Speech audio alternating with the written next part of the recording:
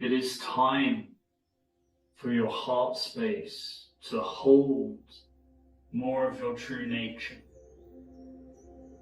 It is time for humanity to become Buddha, awakened. There is a big difference between awakening and awakened. You all have Buddha nature, true nature. Let it arise within your heart space. Let it arise powerfully, majestically, expansively.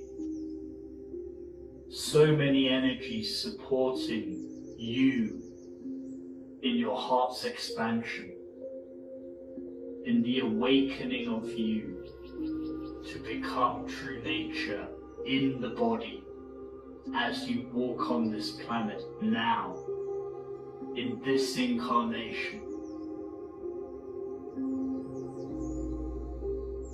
Perceive this, allow this to whatever level is comfortable, and then we ask you to go beyond your comfort zone, to go beyond everything you have ever known, into that space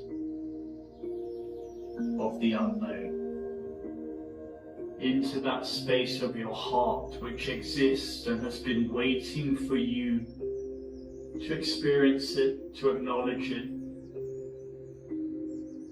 Go there now.